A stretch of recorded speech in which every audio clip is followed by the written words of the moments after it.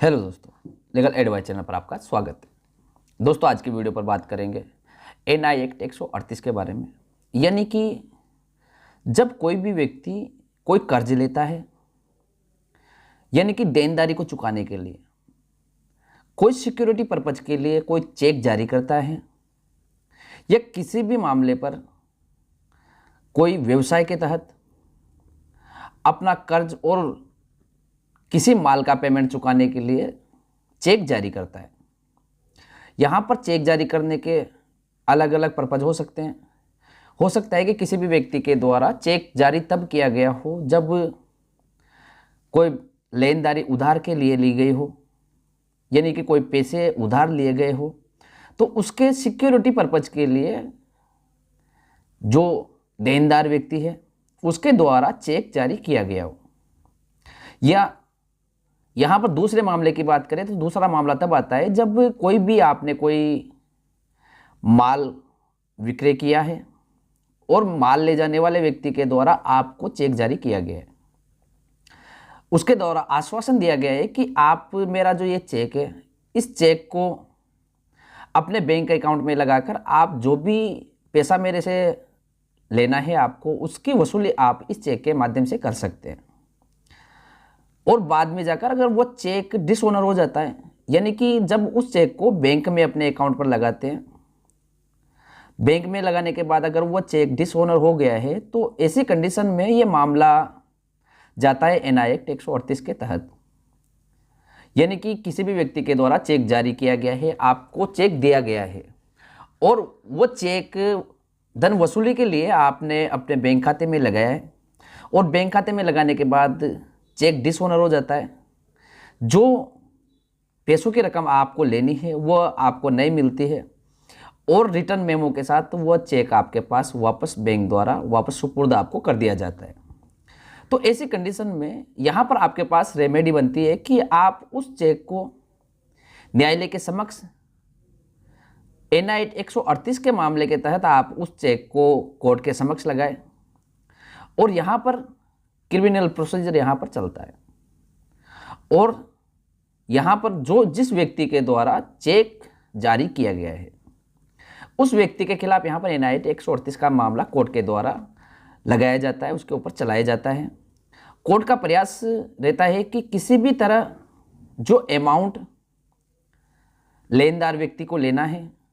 वो अमाउंट लेनदार व्यक्ति को सुपुर्द करवाया जाए। जिस व्यक्ति के द्वारा चेक जारी किया गया है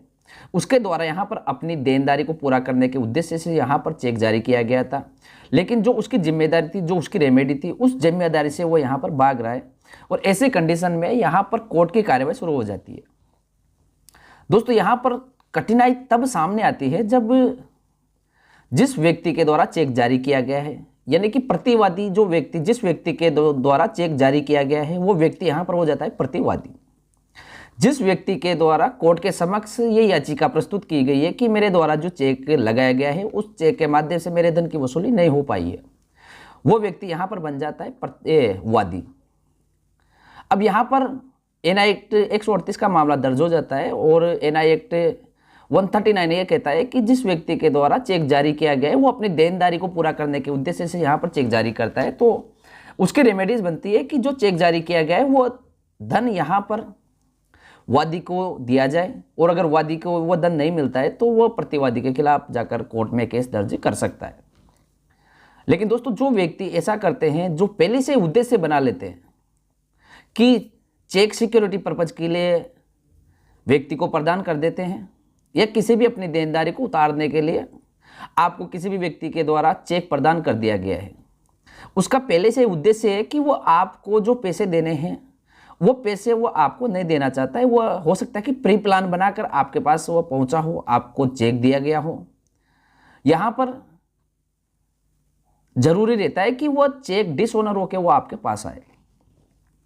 अब मैं आपको बता दूं कि चेक डिसऑनर होने की कंडीशन कौन कौन सी रहती है। जिस व्यक्ति के द्वारा चेक जारी किया गया है उस व्यक्ति के बैंक अकाउंट में अगर पर्याप्त धनराशि नहीं है तो ऐसी कंडीशन में भी चेक डिसऑनर होकर आपके पास आएगा। या जिस व्यक्ति के द्वारा बैंक खाते का जो चेक जारी किया गया है, अगर वो बैंक खाता बंद हो चुका है तो ऐसी कंडीशन में भी वो चेक आपके पास रिटर्न होकर आपके पास आएगा। या जिस व्यक्ति के द्वारा चेक जारी किया गया है उस व्यक्ति के द्वारा जानबूझकर अगर सिग्नेचर मिसमैच करके अगर आपको सुपुर्द किया गया है तो ऐसी कंडीशन में भी ये मामला वापस आपके पास आता है, चेक आपके पास आता है। और सभी मामलों के तहत आपको यहाँ पर रेमेडी प्रदान करता है एक भारतीय कानून कि आप एनआई एक्ट 138 के मामले के अंतर्गत आप धन वसूली के लिए आप एनआई एक्ट 138 का मामला कोर्ट के समक्ष दर्ज कर सकते हैं। अब जिन व्यक्तियों की पहले से प्री प्लानिंग हो कि मुझे पैसा देना ही नहीं है, यानी कि वो व्यक्ति आपके पैसे को खाना चाहता है, अपनी जो देनदारी चुकानी है उससे वह पीछे हटता है, तो दोस्तों यहाँ पर वह इस चीज़ को भी पहले से प्री प्लान बना लेता है कि जब मामला कोर्ट के समक्ष जाएगा तो ना नोटिस रिसीव करेंगे, नहीं कोई यहाँ पर कोई वारंट आता है तो वारंट को रिसीव करेंगे। और ऐसी कंडीशन में जिस व्यक्ति को धन लेना है, जिस व्यक्ति को रुपए लेने थे, वो व्यक्ति परेशान हो जाता है। बार बार कोर्ट यहाँ पर समन जारी करता है और समन जारी करता है, जब बेलेबल समन जारी करेगा कोर्ट, एक बार जारी करेगा, 2 बार जारी करेगा, 3 बार जारी करेगा, उसके बाद यहाँ पर कोर्ट के द्वारा गैर जमानतीय वारंट यहाँ पर जारी किया जाएगा। और गैर जमानतीय वारंट जारी होने के बाद भी जिस व्यक्ति को यहाँ पर नोटिस रिसीव करना चाहिए, जिस व्यक्ति को यहाँ पर समन रिसीव करने चाहिए, वो व्यक्ति जो डाकिया है, क्योंकि डाकिया के माध्यम से ही अधिकतर मामलों में समन भेजे जाते हैं, तो वह डाकिया को 200-500 रुपये 1000 रुपये देकर उसको समझा देता है कि आप ऐसा काम करो कि जो भी मेरे खिलाफ जो समन जारी किया गया है कोर्ट के द्वारा उसको आप वापस रिटर्न कर दो। और वह अपनी झूठी रिपोर्ट बनाकर वापस जो भी समन भेजा गया है उसको वापस कोर्ट के समक्ष भेज देता है। इसके बाद दोस्तों जब पुलिस वालों की बारी आती है कि पुलिस वाले जब गैर जमानती वारंट अभियुक्त के खिलाफ जारी कर दिया जाता है कोर्ट के द्वारा, तो यहाँ पर वह कुछ पैसों के लालच में आकर, किसी व्यक्ति के नीचे प्रेशर में आकर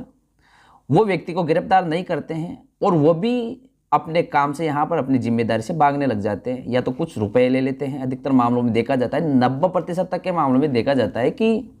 जो एनआई एक्ट 138 का मामला होता है उसमें पुलिस वालों के पास जब समन जाता है, पुलिस वालों से कोर्ट ये बोलता है कि जो अभियुक्त है, अभियुक्त को पकड़कर आप कोर्ट के समक्ष पेश करें।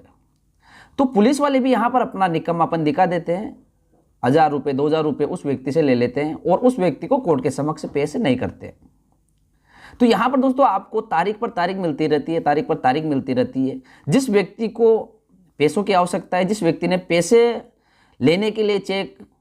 बैंक में लगाया गया और वो डिसऑनर होकर उसके पास आया, तो वो व्यक्ति बहुत ज़्यादा परेशान हो जाता है। और दोस्तों अगर आपने भी अगर ऐसा किया है कि किसी व्यक्ति के द्वारा चेक जारी किया गया है, आपको सिक्योरिटी पर्पज के लिए या किसी देनदारी को पूरा करने के लिए अगर आपको किसी व्यक्ति के द्वारा चेक जारी किया गया है, तो आपको सतर्क रहने की आवश्यकता है, क्योंकि यहाँ पर मामला इतना लंबा खिंच जाता है कि आप ये सोचते हैं, परेशान हो जाते हैं कि ठीक है इस मामले को समाप्त किया जाए। लेकिन दोस्तों यहाँ पर ही नहीं, आपको आगे बढ़कर कुछ काम करना है, क्योंकि आपने जो पेमेंट दिया है या जो आपकी लेनदारी है उसको पूरा करने का उद्देश्य अगर आप बना चुके हैं तो आपके पास कानून की जानकारी होना आवश्यक है। और मुझे लगता है कि अगर आप इस वीडियो को पूरा देख लेते हैं, अगर इसको आप स्किप नहीं करते हैं, तो ऐसी कंडीशन में दोस्तों आप जो आपको लेनदारी पूरी करनी है उसको लेने से कोई नहीं रोक सकता। आपको वो रकम आपको दिलाई ही जाएगी, क्योंकि कोर्ट का काम रहता है तारीख पर तारीख देना, तारीख पर तारीख देना, समन जारी करना, समन पर समन जारी करना। लेकिन अभियुक्त यहाँ पर कोर्ट के समक्ष पेश नहीं होता है। दोस्तों मैं आपसे रिक्वेस्ट करूँगा कि आप अगर इस चैनल पर फर्स्ट बार विजिट कर रहे हैं, आपने पहले इस चैनल पर विजिट किया हो और अभी तक आपने इस चैनल को सब्सक्राइब नहीं किया है, तो चैनल को आप सब्सक्राइब ज़रूर करें। साथ के साथ आप बेल आइकन को भी प्रेस करें, जिससे कि आने वाले लीगल इन्फॉर्मेटिव वीडियो आपको नोटिफिकेशन से प्राप्त होती रहे। और अगर आप किसी भी कानूनी समस्या से संबंधित अगर मेरे से जानकारी लेना चाहते हैं, तो आप नीचे दिए हुए व्हाट्सएप नंबर पर मेरे से संपर्क कर सकते हैं, मेरा सजेशन आप ले सकते हैं। अब दोस्तों यहाँ पर बात करते हैं कि जब अभियुक्त के द्वारा, यानी कि जब प्रतिवादी के द्वारा ना कोई नोटिस रिसीव किया गया है, ना कोई समन रिसीव किया गया है, और पुलिस वाले भी यहाँ पर अपना निकम्मापन दिखा चुके हैं, अभियुक्त को गिरफ्तार करके कोर्ट के समक्ष पेश नहीं करते, तो दोस्तों यहाँ पर आपके पास कानून ये कहता है कि जो CRPC 82 का कानून है, उसके अंतर्गत स्पष्ट प्रावधान है कि कोई भी अगर व्यक्ति जो वो बचना चाह रहा है, घर को छोड़कर भाग गया है, या जानबूझकर वह समन रिसीव्ड नहीं कर रहा है, पुलिस वाले जानबूझकर उसको अभियुक्त को कोर्ट के समक्ष पेश नहीं कर रहे हैं, तो ऐसी कंडीशन में यहाँ पर 82 के तहत यहाँ पर कार्यवाही व्यक्ति के खिलाफ की जाए। दोस्तों मैं आपको आसान भाषा में बताऊंगा, क्योंकि कानून की भाषा में आपको अगर मैं जानकारी प्रोवाइड करवाऊंगा तो आपको समझ में नहीं आएगा। सीधा सीधा कहने का तात्पर्य है कि CRPC का 82 सेक्शन ये उद्घोषणा करने के लिए यहाँ पर कानून के तहत कानून का दायरा बनता है कि कोई व्यक्ति जो न्यायालय के समक्ष पेश नहीं हो रहा, उस व्यक्ति को नोटिस जारी करे। और नोटिस जारी किस तरह से करेंगे? पुलिस वाला जाएगा और जो अभियुक्त का पता है, अभियुक्त के पते के अंतर्गत उसका घर हो सकता है, उसका ऑफिस हो सकता है, उसकी दुकान हो सकती है, उसका कार्य क्षेत्र हो सकता है, वहाँ पर जाएगा और नोटिस को चिपकाएगा और उसकी फोटो लेकर कोर्ट के समक्ष पेश करेगा। इसके अलावा सार्वजनिक स्थानों पर उसके नोटिस को चस्पाया जाएगा। इसके अलावा यहाँ पर कोर्ट जो पत्रिकाएं होती है उस पर भी यहाँ पर विज्ञप्ति जारी करवा सकता है, उद्घोषणा यहाँ पर वो करवा सकता है कि ये व्यक्ति अगर कहीं पर मिले तो इसको गिरफ्तार करना है, कोर्ट के समक्ष पेश नहीं हो रहा है तो इसको कोर्ट के समक्ष पेश करे, या जो भी व्यक्ति इसको गिरफ्तार करवाता है या इसका पता देता है तो उस व्यक्ति को यहाँ पर इनाम भी दिया जा सकता है। क्योंकि 82 जो सेक्शन कहता है, कोई व्यक्ति अगर यहाँ पर भगोड़ा घोषित हो जाता है, कोई व्यक्ति यहाँ पर जानबूझकर अगर ऐसा निकम्मापन कर रहा है, तो ये 82 सेक्शन और 83 सेक्शन उसके लिए बहुत महत्वपूर्ण है। आपको अपना पैसा अगर रिकवर करना है तो आपको ये जानकारी होना आवश्यक है, क्योंकि 70% तक के मामले ऐसे होते हैं जिस पर तारीख पड़ती रहती है, कोर्ट आगे की कार्रवाई नहीं करता है। क्योंकि कोर्ट जब अभियुक्त कोर्ट के समक्ष अगर पेश हो तभी यहाँ पर कोर्ट आगे की कार्रवाई करेगा। जो भी धन यहाँ पर उससे लेना है, उस धन की आगे की कार्रवाई तभी की जाएगी जब अभियुक्त कोर्ट के समक्ष आकर पेश हो जाता है। दोस्तों अगर इतना होने के बावजूद भी अगर यहाँ पर अभियुक्त कोर्ट के समक्ष पेश नहीं होता है तो यहाँ पर 83 का सेक्शन यहाँ पर आपको काम आने वाला है। 83 का सेक्शन ये कहता है कि जो भी अभियुक्त कोर्ट के समक्ष पेश नहीं हो रहा है, अभियुक्त के पास जो भी प्रॉपर्टी है वो चल संपत्ति होती है, अचल संपत्ति हो सकती है। अचल संपत्ति का तात्पर्य यानी कि कोई मकान है जो एक जगह से उठकर दूसरी जगह नहीं जा सकता, आप समझ गए होंगे। और जो चल संपत्ति होती है, चल संपत्ति से तात्पर्य कोई उसके पास कार हो सकती है, कोई बाइक हो सकती है। जो प्रॉपर्टी मूवेबल प्रॉपर्टी है यानी कि एक जगह से दूसरी जगह जा सकती है। ऐसी चल अचल संपत्ति, जो भी चल अचल संपत्ति है उस पर किसी एक व्यक्ति को अपॉइंटमेंट कर दिया जाएगा और जो भी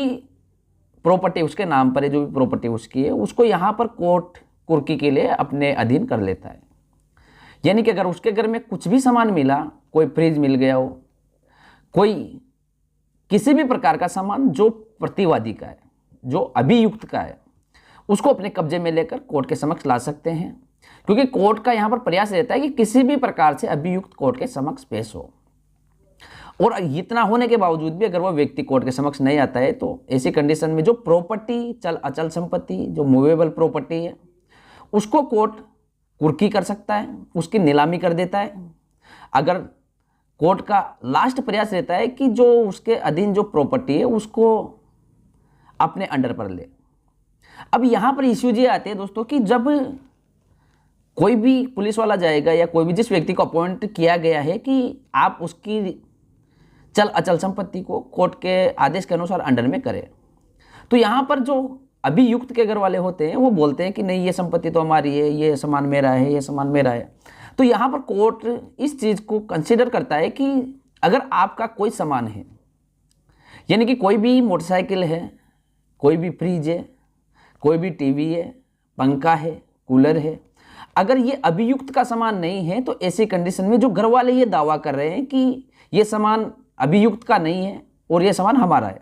तो वह उसके बिल सुपुर्द यहाँ पर कोर्ट आदेश देगी कि जो भी इनके बिल है, अगर आपके नाम से बिल है तो आप कोर्ट के समक्ष पेश करें, अन्यथा जो भी सामान है इनको कोर्ट कुर्की यहाँ पर कर सकेगा। दोस्तों यहाँ पर आपको प्रयास ये करना है कि अगर कोई ऐसा अभियुक्त है, कोई ऐसा व्यक्ति है जिसके द्वारा आपको चेक जारी किया गया था, उसके बाद में उसका पहले से प्रयास हो या बाद में जाकर उसकी स्थिति खराब हो जाती है, आपका पैसों का भुगतान नहीं करता है, तो ऐसी कंडीशन में आपको कोर्ट के समक्ष